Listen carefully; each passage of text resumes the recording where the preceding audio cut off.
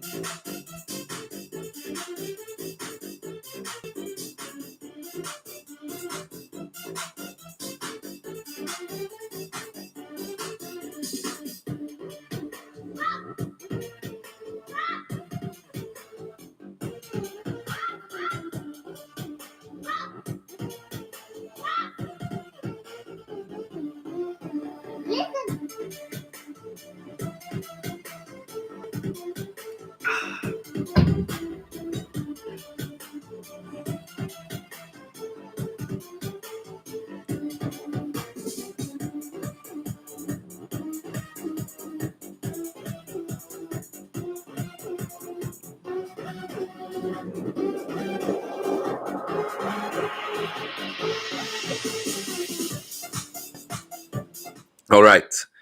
Hello and welcome to Uncommon Sense Live number 11. What's up, my guys? Please ask some questions or say hi in the chat to help me get the stream going. Okay, so last Sunday I broke a 3-day hard dry fast on the live stream, and so I'm starting to get a little cold then. And it totally broke out when I broke the fast. It's been an interesting cold. Maybe you can still hear that I have a little bit of sinus shit going on still, a little cough, very persistent cough. But it's been an interesting cold because I've had 0% fever, no fever at all, and just the runny nose, the cough, and the kind of just pressure in the head. Oh yeah, what's up, pole position? Excited for today's show. Cheers, guys. Yeah, cheers. But so it's been an interesting cold because it never got that bad. I've been in a great mood this whole week, but it's been persistent. So I've just been back to work. I worked yesterday and Friday. And so I can, for the start of the stream here, I can talk how I went about trying to recover from this cold as fast as possible.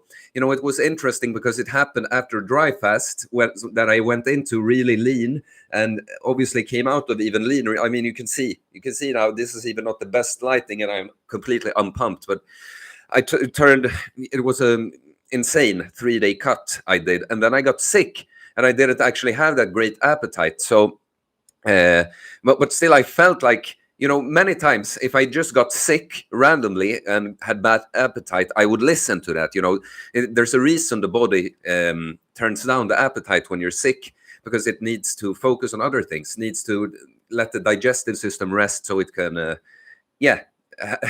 attack the disease.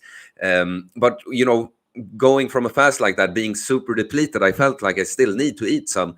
So what I did was on the Monday, I just ate one meal, ate as much as I could, which was probably like 2,000 calories, which is not a lot for me. You know, I eat like 3,500 calories on average, probably otherwise. And then Tuesday, for the rest of the week, I just ate 2 meals. Had one smaller meal first, waited for like 3 hours, had a bigger meal, and probably ended up on 2,000 calories on all the meals. And and what I also did, I used the sauna like most days, twice per day, like in the morning and at night. And I used some nice essential oils, some peppermint oils, some oil that would just call purification that I don't know. Yeah, I took it from my mom, and I don't know what it is actually, but the sauna helps a lot. Like, if not help speed up the recovery process, it just feels better, you know. But I think, you know, the reason we get a fever when we have a virus is not it's not the virus that's giving us the fever, it's a response because the virus doesn't like the heat. So I think the sauna is really good. Yeah, and I've been trying to catch some sunlight to get some fresh air. I live close to a forest, go out, be in nature. So that's what I've been up to. Guys, please say hi and ask some questions in the chat. This week, you know, sometimes I have more to talk about because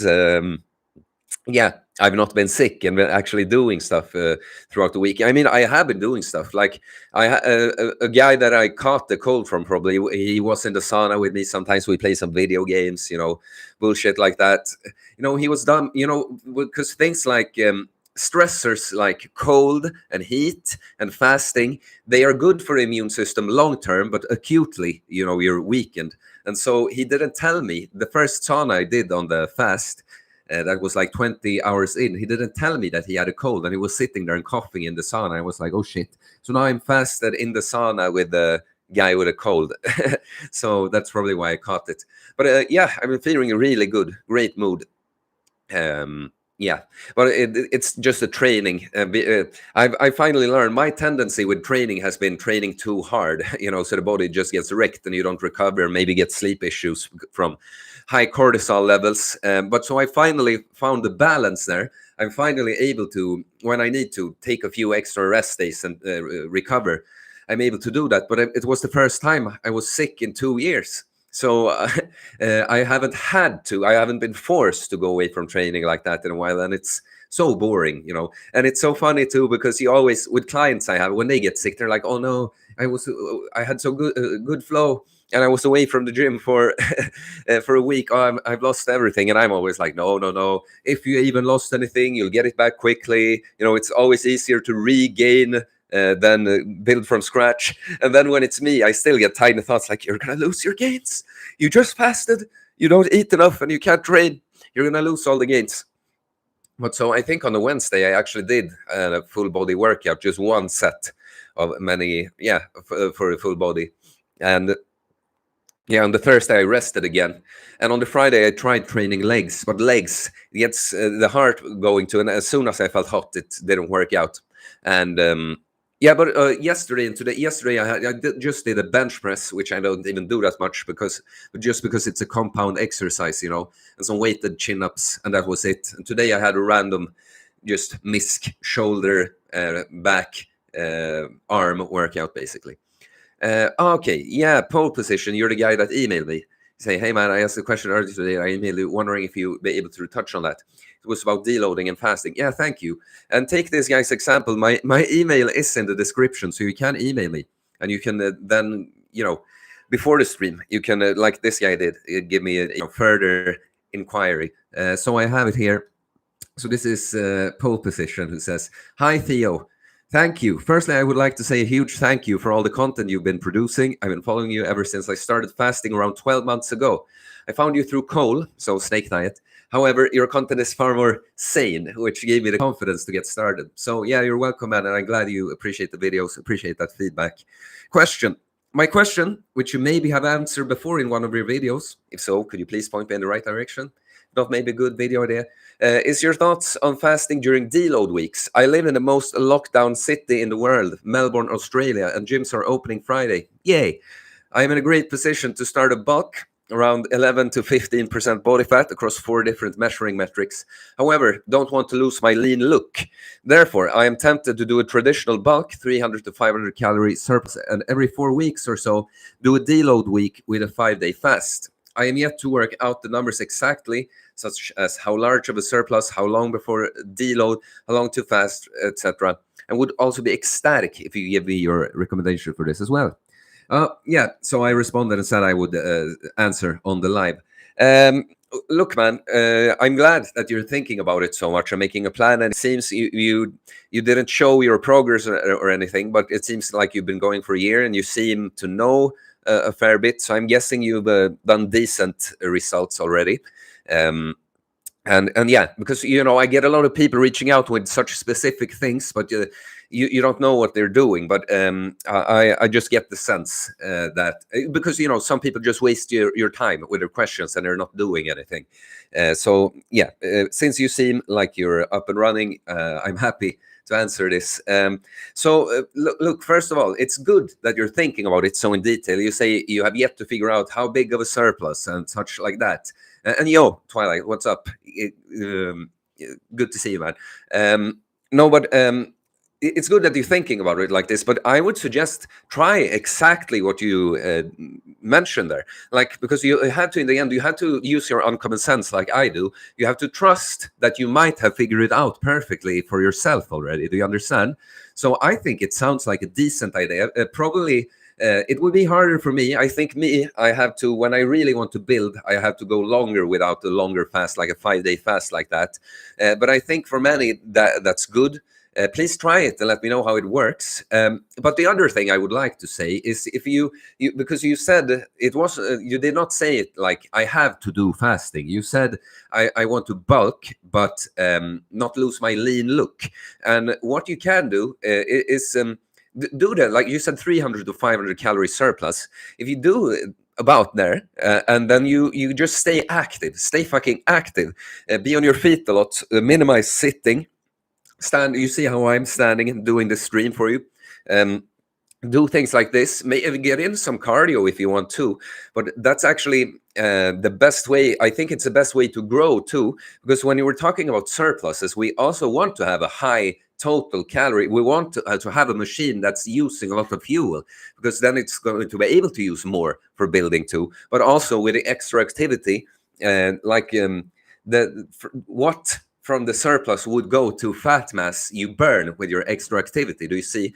So that would be my answer to you. I'm glad that you're thinking about it, calculating it like this. But we can never, before we do something, we can never know what's the perfect routine to do. So if you want to just have my opinion, I think that could work, absolutely. But try it, and then what you will find out what if you had to make any adjustments. Maybe it would turn out that the 5-day fast, it just kind of it's too much too soon after 4 weeks. So maybe I do it after 6 weeks, and boom, that maybe was the magic formula. That's enough time for a body to be anabolic for a long enough time to build some muscle before we go on. 6 people watching it, 6 likes. Can someone please like? I don't like it with it reminds me of the number of the beast. Twilight. Are we just conditioned to sitting, or do we really need to sit? No, it's nothing wrong with sitting a little bit, but is this kind of position with like the toilet sitting position that's not good? Sitting on the floor or something, not that bad.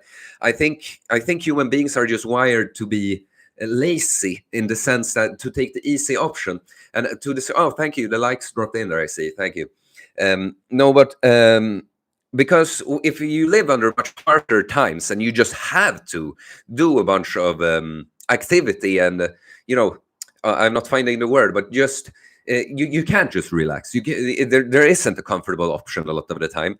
Then as soon as something like that shows up, of course it would be a good thing to opt like that. You get a break, you get the time to rest. And so when that exists, and you can just sit and lie down, and you can take the e-scooter instead of walking and stuff. Then if you don't actively do something to change your programming, there you're going to go into lazy programming. So that's what I'm talking about, or that would be my answer to the condition to sitting. It's not only sitting. We can be conditioned to just be passive and lazy if it exists, if it's too available to us. SV, how many steps do you walk on average each day? I wouldn't know right now. Today, like, I'm not even up on 10,000, or I guess I walked a bit without the phone, so probably 10,000. It's a little less in the winter. I see if I can see some kind of average on this app. 15,000 yesterday, 12,000 on average, 12,600 on average this week so far. But this is in the winter, so that's this thing with Sweden. I guess you live in Norway though, so you probably know. But like in summer, it's like twice that, and sometimes even more, but probably between 10 and 15,000 in the winter on average, and in the summer between 20 and 30,000 on average. Twilight, sitting on toilet is bad. You need something to support your legs. Yeah, because probably we probably just used to squat down, and if you put your feet on something when you're at the toilet, it looks more like a squatted down position. So yeah. So something happened on the phone. Fucking pharmacy commercial. How do they get your number all the time? Twilight. Yeah, I think people abuse sitting as they abuse other stuff like food, cell phone. Yeah, like everything, our habits, it can all be viewed as addictions. Even the good stuff, like, oh, I'm addicted to going to the gym and training. But everything we do, how we live our lives, something that you do, that you keep doing, and something that would be, even if you really learn that this is not good for you, it could be a lot better, and you still keep doing it. That can be viewed as an addiction. Carmen Rodriguez, do you recommend a good deep stretching routine after working out, or does it depend on the workout routine? No, I don't recommend it. That depends so much, this is one of those things too. I think especially with stretching, it's really hard to just tell someone what to do, because the way I stretch for myself, for instance, it's so intuitively. I just feel what stretches I need, what body parts would like it, so to say. I don't know, the insides, for instance, I feel like they can't get enough stretching. And it's my inside on the left side, like my left hip has been bad in general, and I felt like it just gets better every time I do that. And so after working out, like, it wouldn't hurt, I guess, most times, but stretching is overrated. People think that's what they should be doing to not get sore, but it doesn't really, like, stretching could even contribute to the soreness. It's just that you might be less stiff after the workout, but you're still gonna be sore. So I don't recommend it, or if you like doing it, I wouldn't mind it. But it's kind of intuitive, but I do like mobility training more active, like dynamic stuff and weighted stuff. Twilight, is stretching, I guess, after workout a good idea? Stretching muscles after they get tired after workout. Yeah, exactly. They're already tired, but it depends. Like, it can prevent tightness. It depends on what kind of exercise you do. But if you're doing a bunch of bench pressing, for instance, it's kind of a short range. You never get a full stretch at the bottom, and you just contract with heavy weight up here. Then maybe it would be a good idea to stretch out the chest, just so that it doesn't. So that's guys who's just benched a lot and just gone heavy and not worked much on form and mobility and stuff, that kind of get the. So that could be an idea, for instance, but it's not that you have to do a super serious stretching routine, though.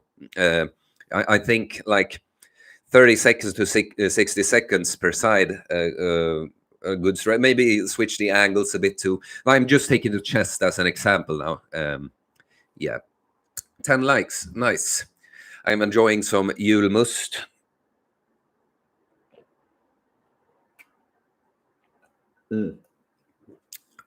Thirsty all of a sudden. Well, I have more in the fridge. It's like a Christmas soda or whatever, a soft drink, I guess. A little early now.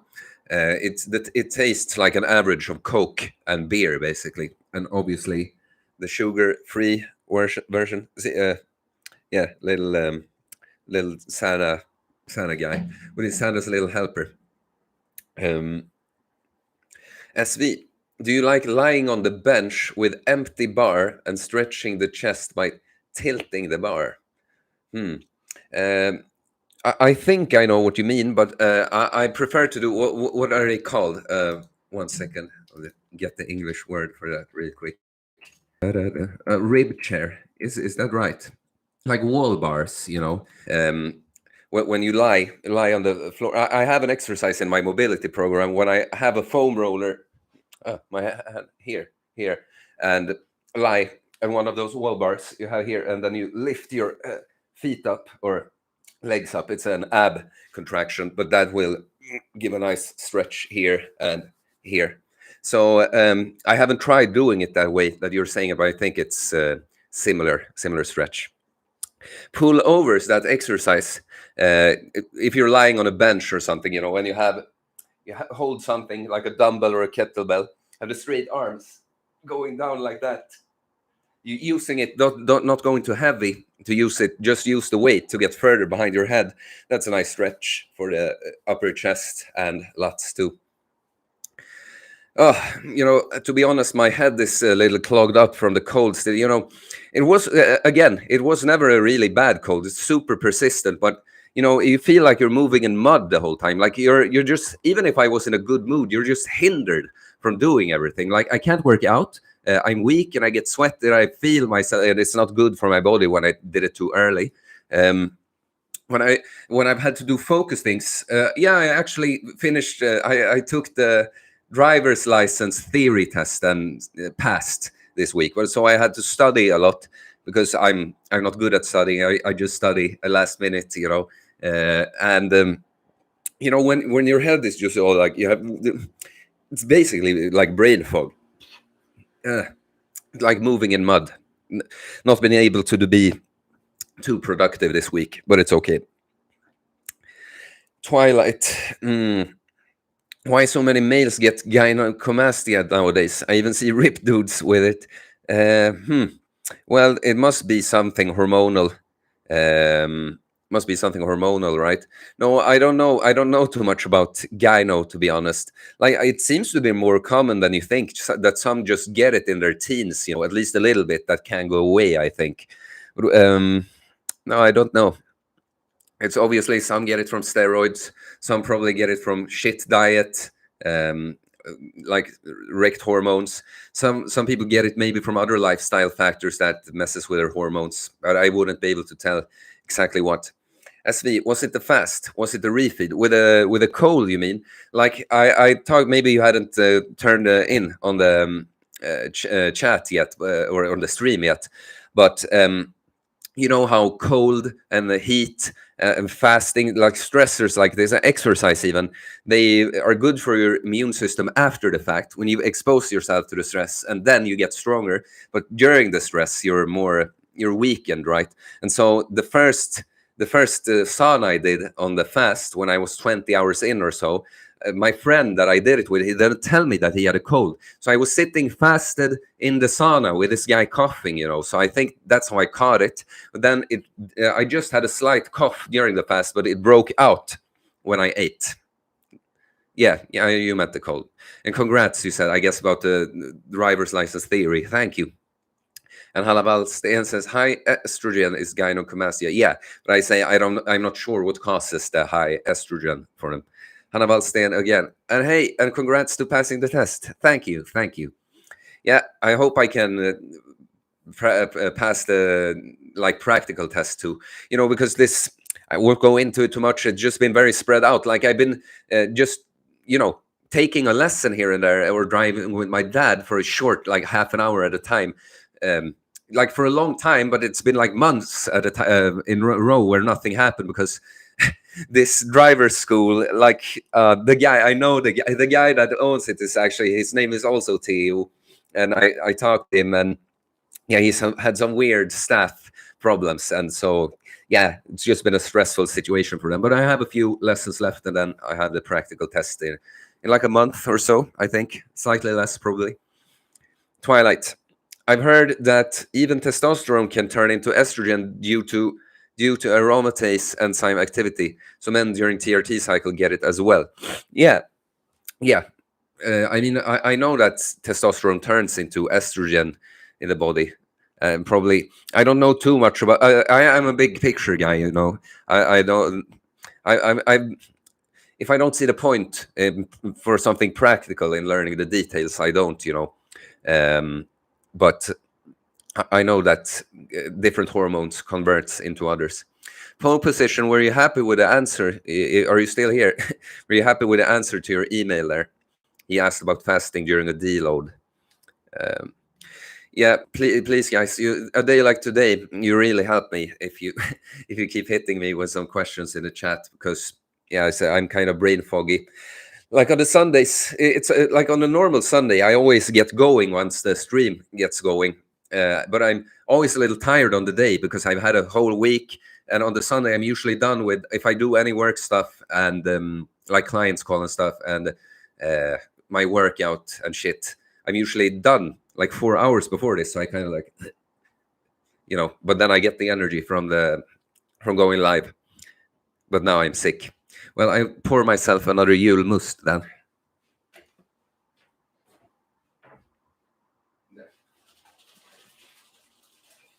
Oh, you should see this fridge. It's full of meat.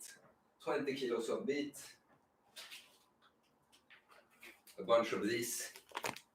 The liver. Very good one. Skärgårdsslakteriet 5% med rabattkoden Theodor. på kött. Väldigt bra kött. Hämta på Kajsaberg i Stockholm.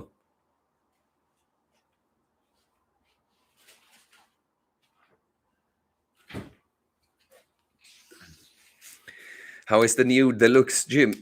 Could you work being sick? No, I was supposed to start with some clients there, but I was sick. But I'm going to start this week. I'm actually having a group training class this Wednesday, which I've never had before. But I'm not, it's not so much about the training. It's a lot about, of course, it's about the training, but it's about the energy you're giving the group and keeping them going. It's not about like making the perfect program for the for the group. So yeah, unfortunately not this week, but so many people here have been sick now. Like a bunch on that gym were sick too. So many I've talked to. I was back in the gym. I worked in my other gym yesterday and the day before, and so many people have been sick. Twilight says, wow, looks really good about the liver, I guess. Or do you mean me? I'll take that too. Victoric Scar. Yo, man, I've seen you eating a lot of potatoes and rice. Don't remember any pasta. Do you see pasta as a worse source of carb, or is it taste reasons? That's funny. One second. No, it's funny. What the funny thing about it is that I was talking to David, my coach, at Free the Frame on Instagram, well, I'm just trying to. I don't remember the word in English. It's the wheat. Wheat. Of course, I should remember that. I avoid like wheat and grains and stuff. Like since I changed my diet to the vertical diet, I don't, which contains no pasta, but I don't get bloated ever. Like I can get really full, and if I overate, of course, the belly is just gonna stick out a bit. But I never get gassy. Like I do fart a little bit, but never a big bloated stomach like that. And I think removing pasta and bread, for instance, like a staple of the diet, is reason for that. And so pasta and bread is something that I'll only have if it's served. If I'm going somewhere and I'm served pasta, I won't reject it, Or if I go to a restaurant and there's some bread, I will eat that, But it's basically, I think it can lead to a lot of bloating.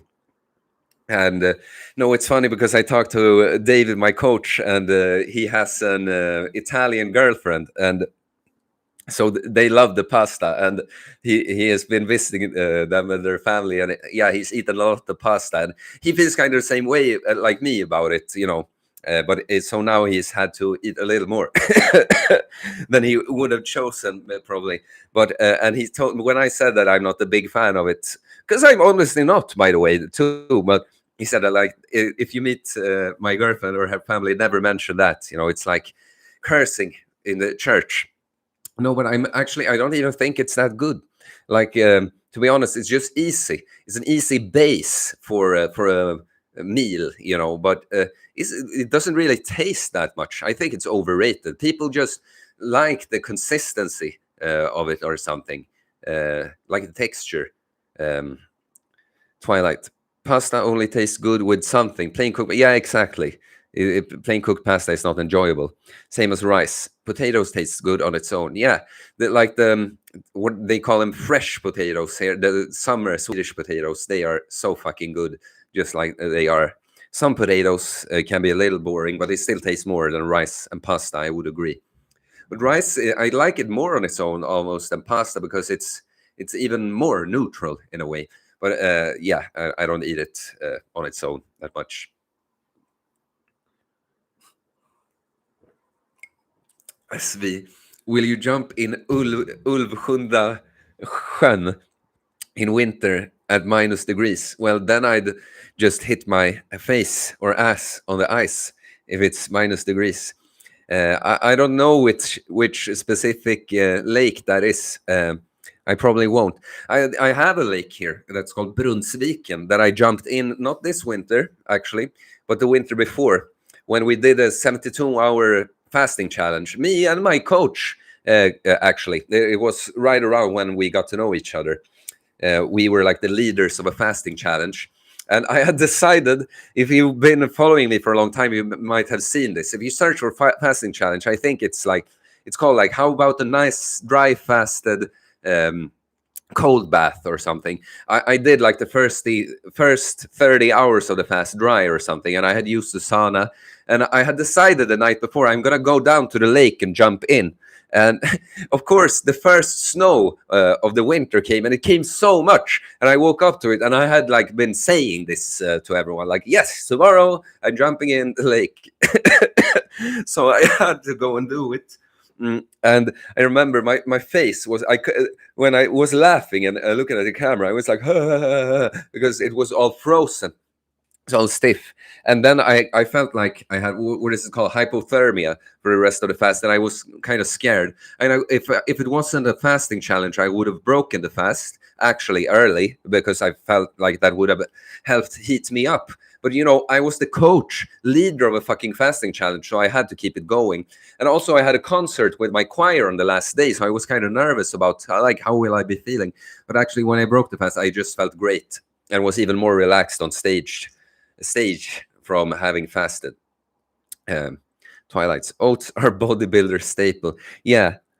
And chicken and broccoli. All the fucking chicken the bodybuilders eat. I don't even understand why.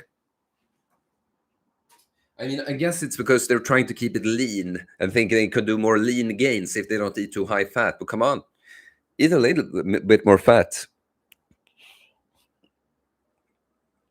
I like the ground beef I buy. It's 10%. I love that. It's not high fat. It's not lean. It's right there in the middle. That's perfect. Have a decent amount watching. Please like the stream if you haven't already. Ask a question in the chat. I can tell you, I've gotten this turkesterone for More Plates, More Dates that probably somewhere around the end of the year, I'm going to go on a bulk and use this. I have 6 bottles. That should last me for 3 months. But I also got now the other ecdysteroid, ecdysterone. And by the way, steroid is in the name, but it's not a steroid. It's like a plant hormone. And so there isn't much science. It's mostly anecdotal evidence, but I feel like they have potential as a natural supplement. And as always, since I believe in them, I might get a placebo effect, but what I will get is I'm going to be even more motivated to stay on point with my workouts and diet and sleep and progressing. So I will be making gains anyway. But I bought 4 bottles of ecdysterone. So after the first month of turkesterone, I can stack it with a ecdysterone, so that's gonna be cool. SV, nice, cool story. I actually pitched O Adonai to my cantor, inspired by your choir. Cool, yeah. O Adonai.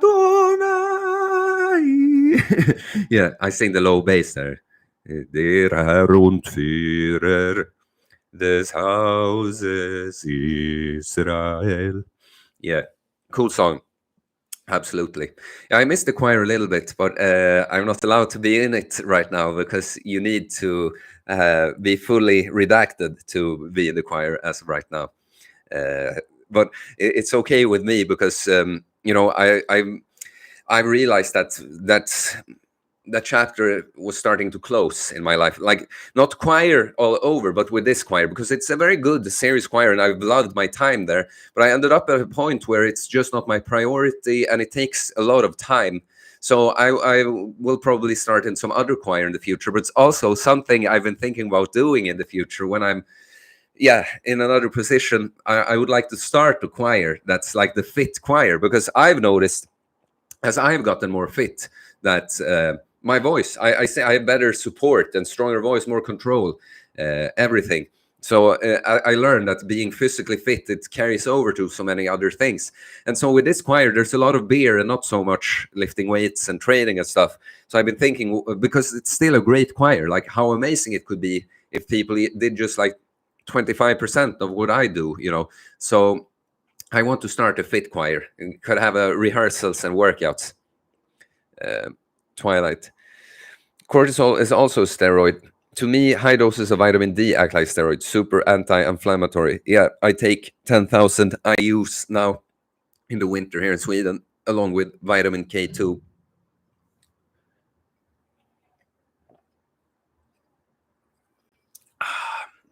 The julmust. It's the good stuff. Where is Jovad? I miss that guy. He is, very nice guy. Has donated like significant amounts to me twice. So and I have offered him to have a call, but he's a chicken right now. He just likes to talk anonymously in the chat. Love you, Joe, if you're watching this afterwards. Well, maybe we should cut this stream short today. Like, I don't mind.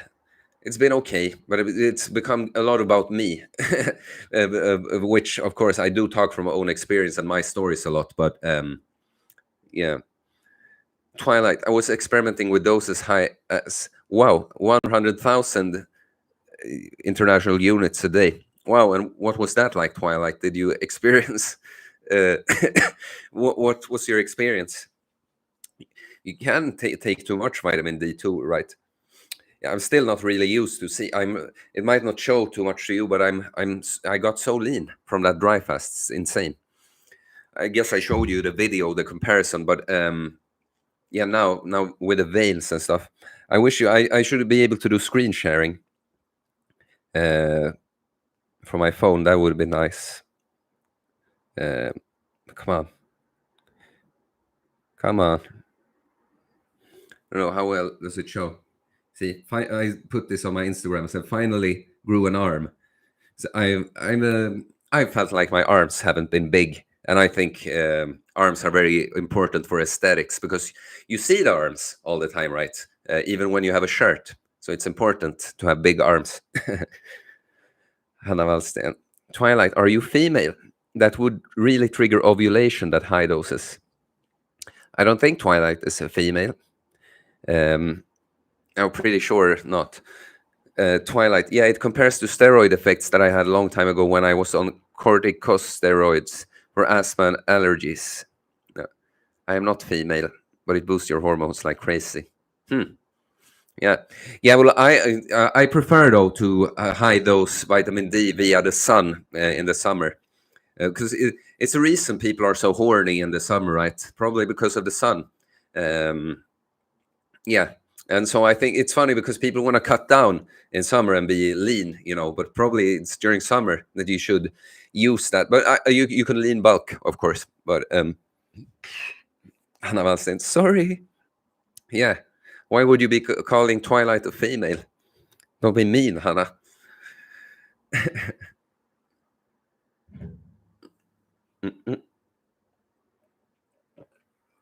Well, we can do the little plug.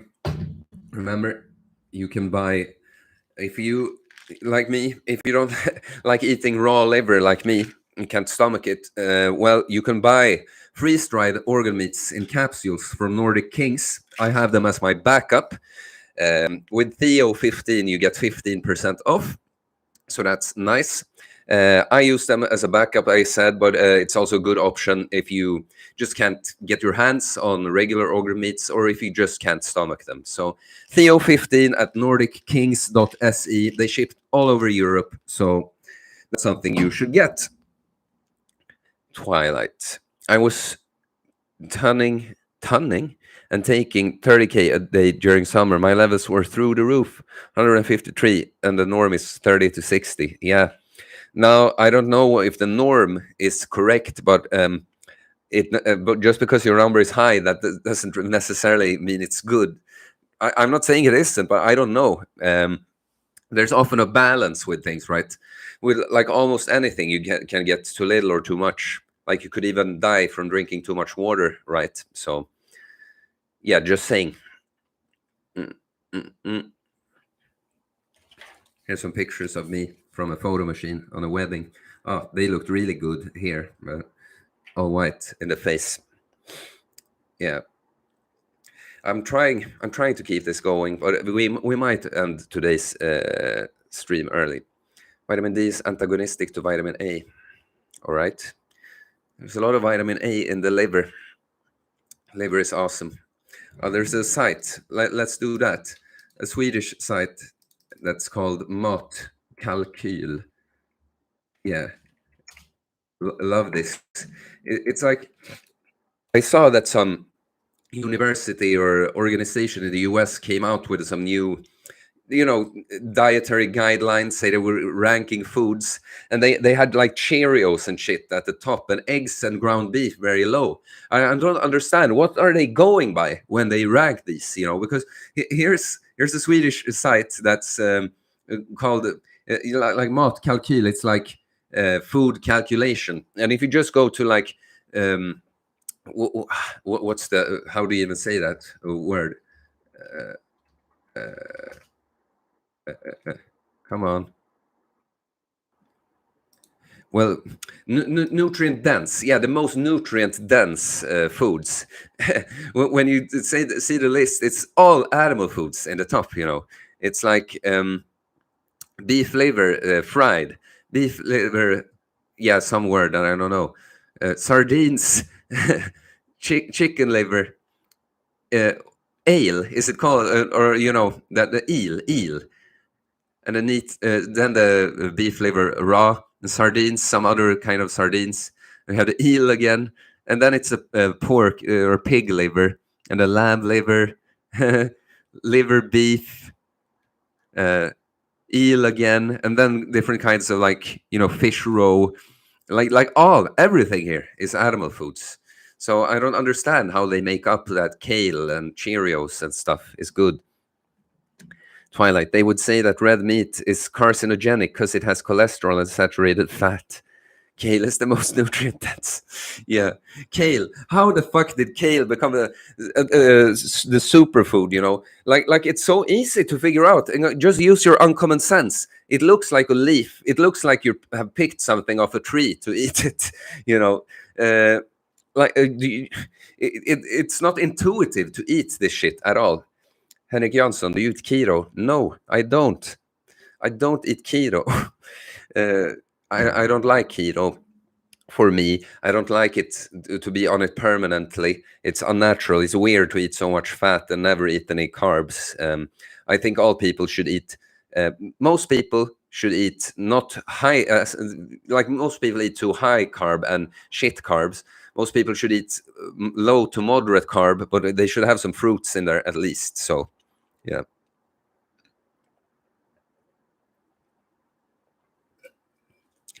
Because on paper it has everything. But kale doesn't have everything on paper. What? Like we look at Kale Nutrition here. Kale Nutrition. Yeah, well, I guess it has a decent amount, but I think the only worthwhile thing, I mean, potassium. It says it is a good source for vitamin A, but it's the beta carotene, not retinol version, so that's not as bioavailable at all. No, but I guess, yeah, some things in there, but compared to the beef liver, and it's still shit. So, yeah, no, a lot of the nutrition, like, I don't understand how they think when they say that eggs and stuff. Yeah, I guess it's because they say that the cholesterol is bad, the saturated fat is bad, but it's so obvious. Give the kid a steak and a kale. What will they go for? Like the uncorrupted kid is gonna go for a steak. Like we don't have to look at numbers so much always, is what I'm saying. You can just use your uncommon sense. If it seems appetizing to a kid, it's probably good. And then, of course, if we have these artificial, like, fake foods, junk food and candy, that's another thing. But um, Henrik Jansson, okay, thank you. What carbs do you recommend? Different fruits that you tolerate, mainly. Honey, I like. Some starchy carbs, rice and potatoes, mainly sweet potatoes. Those would be my preferred carb sources. I drink juice with pulp, but if you're not, it's more of an. I think it's something more for athletes, people who work out a lot and are already fit, because it's easy to overdo, and also, they are like already digested. It's like already it's processed, in the way it's already made into juice. So I think juice is good for athletes, but you should stick more to whole fruits if you're someone that's more like trying to lose weight or stay lean or whatever. I'm not saying you can't ever drink juice, but thinking of it strategically like that. It's like I say the rice and potatoes. Like I eat both, but rice is more for bulking. It's easier to get in a big amount, and potatoes are more to stay more satiated. But it's also a little bit better nutrient profile in potatoes, a lot better, because it's not much in the rice apart from the carbs.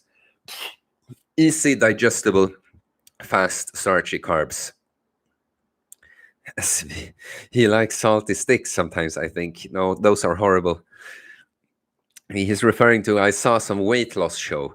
I don't remember if I told this on it live, but when there were a bunch of fat people on a boat, I think, and they were supposed to show them like alternative treats, So look at this bag of chips.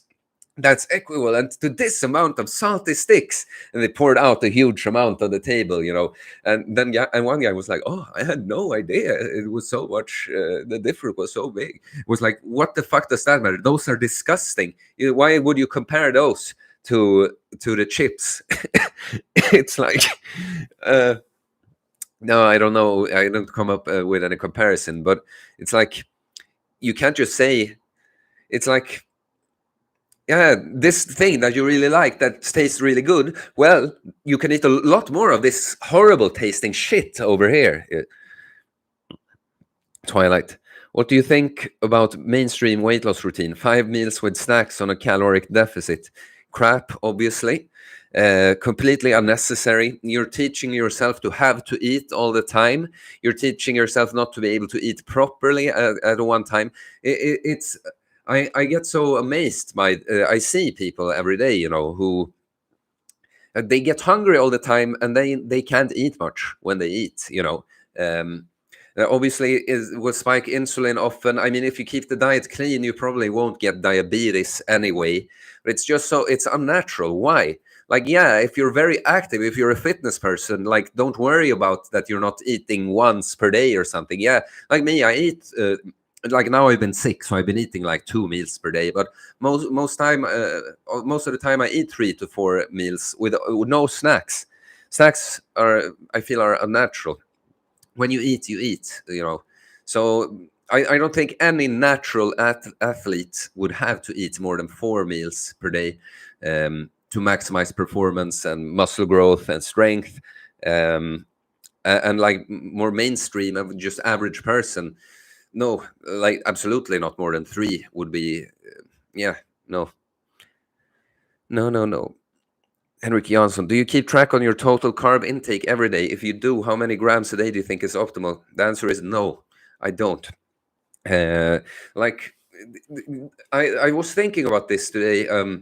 I'm all you people, I was gonna say, but I mean it like with love.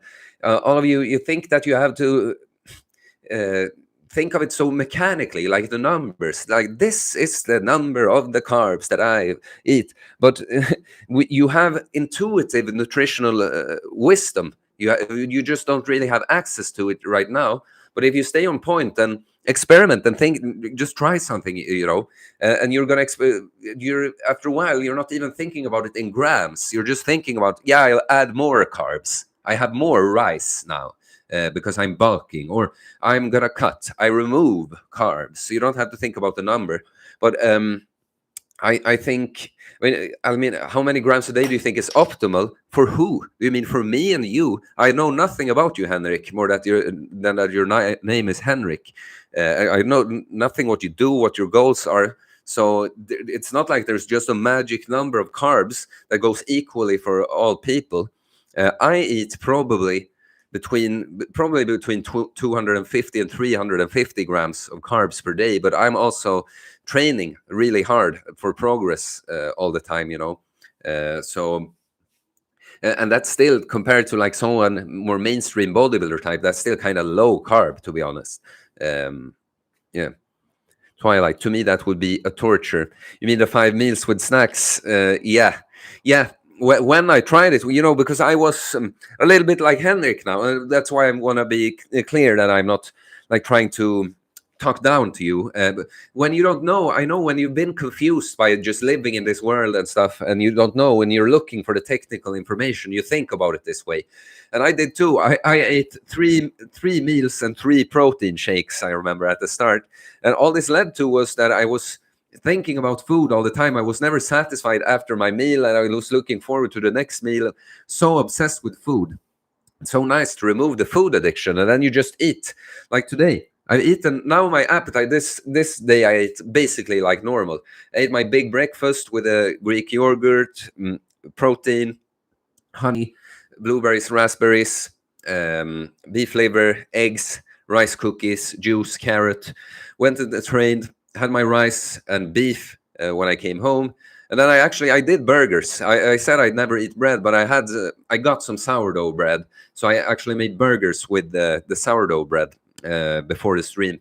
And yeah, so nice. I've not been thinking too much about food. I just, like today I thought about, I can feel like my appetite is back a bit more. But then you just eat and you're happy and you don't have to think about it anymore. Twilight. That's not a lot. I'm pretty sure an average person still eats more. Do you mean my carbs? Yeah, but they probably eat less protein and fats, like less calories all over than I do. Like most people would get fat eating what I do, even if it was the quality of the food I eat, Twilight. Most people eat about 300 grams of carbs in form of bread, cereal, pasta, cookies, juices. Yes, that seems about right. 14 likes. That's good. You see, my cough is tearing at like the cold, even though it's almost over, it always gets worse in the evening, and now I had to talk a whole bunch to get ripped up. But I'm bringing this stream to a minute there. But we have to come up with some last thing to talk about. Well, I can talk a bit about just some aftermath about the dry fast again, I guess. See just what Hanna said here. For a rough guideline, 100 grams of carbs a day. People are too messed up to know what they need most of the time. Yeah, I'm glad when I just want to tell people they're asking the wrong question and thinking about it the wrong way, Hanna gives them something practical. Yeah. SV, I'll dislike for the cold. I'm not sure what you mean. If you're trying to say give me a thumbs down because I have a cold. But yeah, the dry fast, I've been feeling like it's been a blur with this cold, obviously, because like I say, with the pressure in your head and bad focus and stuff. But at the same time, I've been thinking very clearly and been extremely emotionally stable. And I've done a lot of progress with good things through this fast. Some I can't really share. But yeah, and I've been having a lot of good conversations with people throughout the week, like both about the fast, but just life in general. Yeah, because I've been bored being at home, not working. I've been talking a lot with people. I love talking through voice messages. It's kind of it's more personal than just text, but you have to listen. The other person has to finish before you talk. It's kind of yes, I'm disliking the cold. Get well soon, Mr. Coach. Well, thank you. We never know with Simon, because he likes to try to get on my nerves. So you never know if he's trying to say that he's disliking the stream to trigger me. Be them, Milev. Much love, bro. Keep up the good work. Thanks, bro. Fist bump. We're going for like 5 minutes more. So if you have any question for me or anything here before the end, that would be welcome. Yeah. No, but the dry fast was good. Just out of boredom from being cold, I ended up using the snooze a little bit more than I had planned. But it's still, I'm still keeping it lower than before, so that's good. Yeah, been sleeping weird because of the cough. When the cough was at its worst, and when you sleep and you don't cough when you sleep, and then you wake up and you can just feel like, okay, if I breathe, I'm gonna, like that. Henrik Jansson, is gluten-free the way to go? Well, what are you doing right now, Henrik? I would be curious to know. But I think gluten is something I don't like. If you don't have the huge intolerance and you're one of those people that the gut gets completely wrecked, you should probably expose yourself to stuff. That's what I think happened with these carnivore people, that maybe it was good for them to heal that way, but then if they stay on it, they're going to be super weak to everything else. Like it's foods, you can have an hormesis effect from foods too. Like, so I think having gluten every once in a while is not a problem, but yeah, it shouldn't be like a staple of your diet, is what I think. Twilight. It's funny that most people look up to celebrities because they have a lot of money and fame, but none of them has a decent physique. Yeah, yeah. But it's funny. It's what I can tell with people on that like me on this channel. It's because I'm not famous or anything. You know, I don't have a big following at all in numbers. But it's because you see me as an actual person. You see that what I used to be, what I have done, what I tell you. I am myself. I share stuff about genuine stuff about my real life, and I appreciate you for appreciating that. You know, because yeah, the other stuff is so fucking shallow. Like the celebrities, they are, you know, they are an act, kind of. They are just, you know, they are a surface. They are representing something. You know, they're not like real people. And now I'm, of course, talking broadly. There are, of course, exceptions. Yeah. SV. I didn't buy it on purpose, but I found out drinking lactose-free milk is better on the stomach. Thoughts on lactose and milk consumptions? Yeah, interesting. Yeah, I deal with lactose pretty well. Like us Northerners, you know, we have a higher tolerance for lactose. But yeah, a lot of people can't handle it well. And so I absolutely think you can try lactose-free milk. Yeah, like it's one of those things. Dairy in general, I think it's very good for you. It's a lot of good nutrition in it, but some people can't handle it, and then, you know, because not everyone, it's even the stomach. Some people get, you know, inflammatory issues from it. But again, us Northerners, many of us are very resistant to it. So me, for instance, I can do it. Yeah. What about raw milk? Yeah. I wish I could get my hands on it. It's illegal to sell raw milk in Sweden, like except for farmers, if you buy directly from the farm. But yeah, I would prefer that. No, you ask now if it's, or at least I see your message now. You ask if it's legal. No, just if you buy it from the farm. But living in the city here, my hands are tied, you know. So I think that's insane, you know. What they just decide. No, the natural product, you know, you're not allowed to have that. You can have this processed version. When we've decided we know better than God and nature, and that version you can have. Yeah, it is messed up when you start thinking about it this way. You know, they do this with everything. You know, no, the sun is dangerous here. Take our cream with 30 different artificial ingredients. That's what's going to save your skin. It's the sun that gives you cancer, not this cream filled with different artificial ingredients. No. Like they've done it with all this, and so many things they've just fooled us that we don't really need, you know. Twilight. Everyone is looking for a quick fix like plastic surgeries. I bet people ask you how long it takes to get ripped, lose weight. Yeah, all the time. And also, I've told the story of a girl I know many times that she started asking me because she's seen that I did a big body transformation. She started asking me a lot, and I was just telling her about the training, la. And when I meet her later, you know, she wants to do the liposuction, and we had a discussion.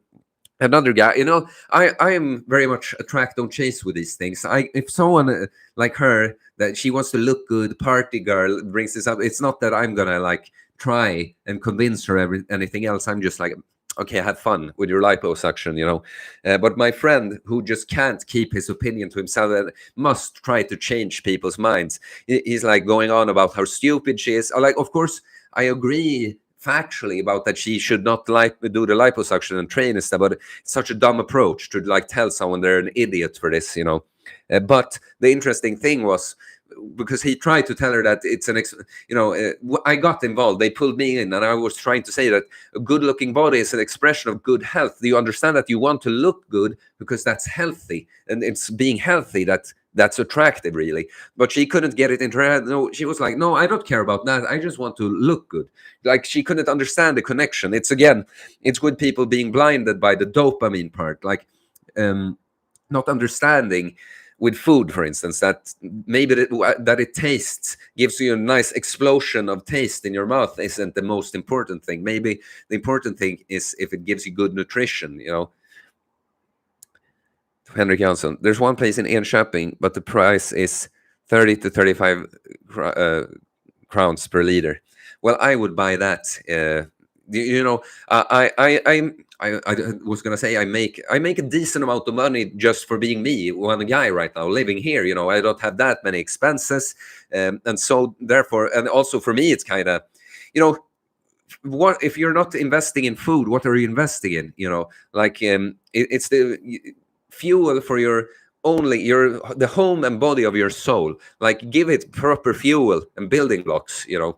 That's the way I buy with the food. I buy the nice meat from the butcher, which, because I buy it in bulk, isn't even that more expensive. When I buy my juice, I always buy a nice one from fresh fruit, no concentrate. You know, I buy the good stuff when it comes to food. SV, when was the last time you overate? Nice and full, like overate. That's a hard one. Like, because I never view it that way. You know. When I was on the wedding, I drank more than I have in a long time, and that was like probably like 6 glasses, like 4 glasses of wine, 2 whiskeys, and because that's the, like, I feel like it's an over thing, you know, because the food, it wasn't even that much food. There was some dessert, but no, don't really overeat. Yeah, guys, we've gone for an hour. I'm actually going to end the stream now. Well, thank you. Sorry, I was a little slow, but I'm still recovering from the cold. We'll probably get back to 100% this week. But thank you for tuning in, guys, and providing me with some things to talk about in the chat. I'll see you in some videos in a week and on the live stream the next Sunday. Peace, guys.